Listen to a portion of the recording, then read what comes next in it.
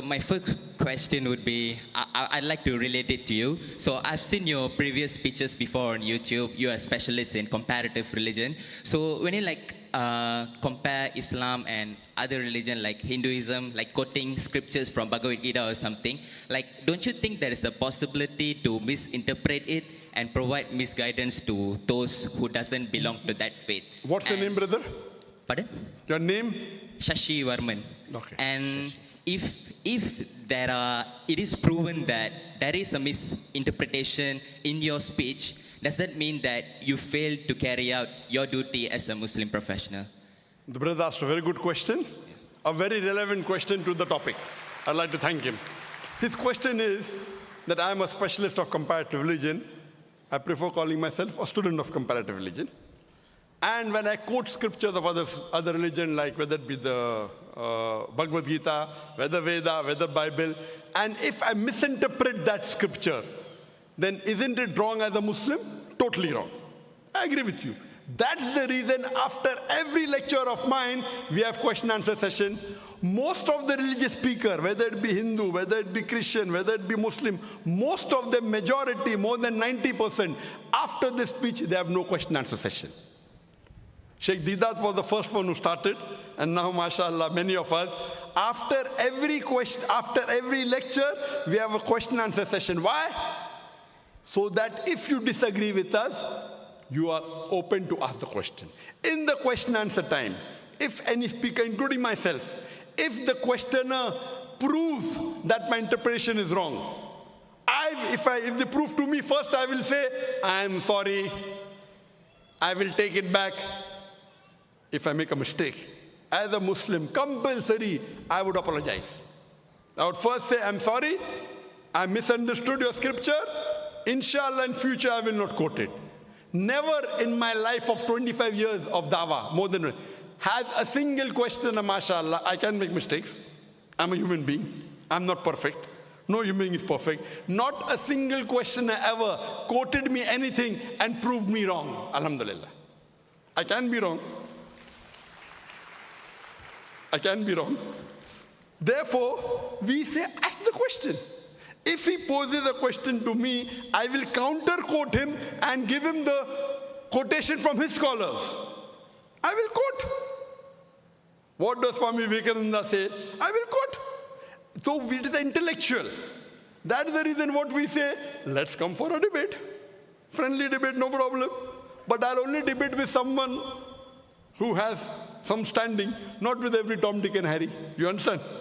You know, if I can get 1 million people for my talk, largest gathering, even if we get 2%, 20,000, I will debate you.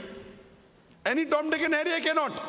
So what my reason is, if you want to debate me, you should at least be able to gather minimum 20,000 for your speech.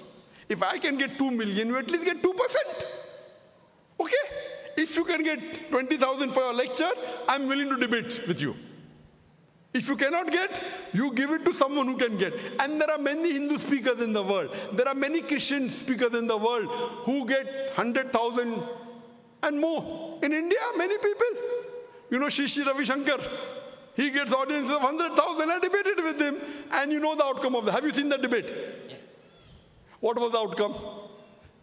It was... What? It wasn't as I expected. Yeah. Sorry? It wasn't as I expected, yeah. Oh, it wasn't as you expected. Yeah. But did I break any rules of the debate? Pardon? Did I break any rules of the debate? No. Did I not answer all his questions? No.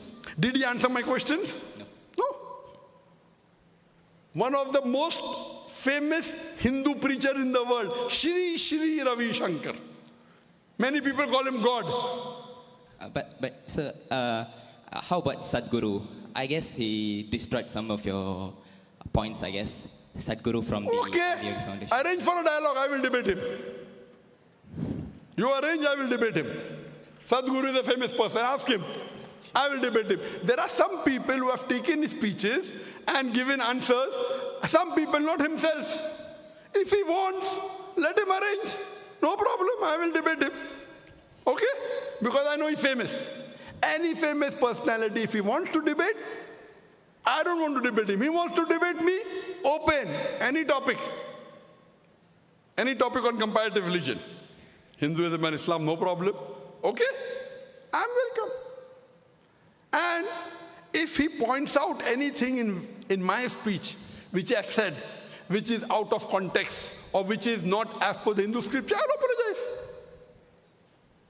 I will give him from where I got. All my research are not from non-Hindu scholars, from Hindu scholars.